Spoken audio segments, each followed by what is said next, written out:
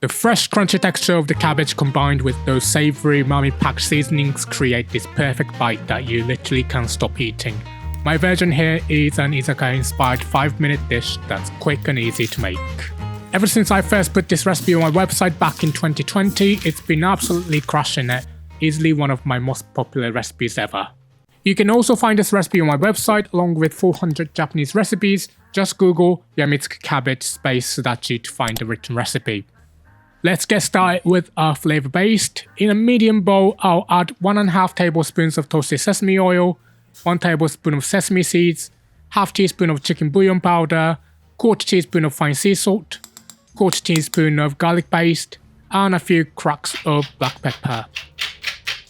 This recipe can be slightly salty side for some people by default, so if you like milder flavor, just dial back on the salt and chicken bouillon powder. Next, I'm grabbing about 100 grams of cabbage leaves that I washed beforehand. You can roughly cut it up, or better yet, just tear it by hand into bite-sized pieces.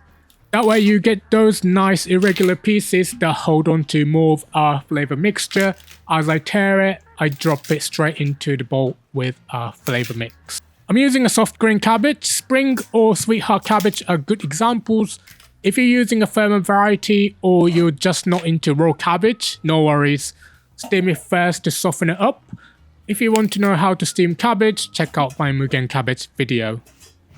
Now I'm going to dive in with my hands and mix everything together. Don't be shy here, really get in there and massage those flavors into every nook and cranny of the cabbage. This hand mixing technique is crucial because it ensures all the cabbage pieces get evenly coated with our delicious seasonings. If you like, throw on some food safe gloves, especially if you have any cuts or sensitive skin. You can also customize with popular Japanese add-ins like shio kombu, soy sauce, white pepper, rice vinegar, sugar, tobanjan, or kombucha powder.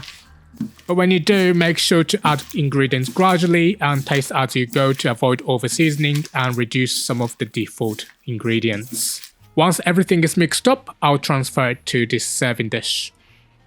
For the finishing touch, I like to decorate the top with some vibrant red chili threads for a pop of colour. This is totally optional, but it makes the dish look more beautiful.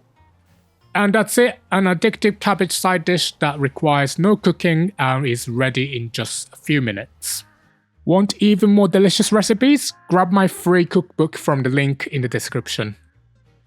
Okay, let's go over the ingredients one more time.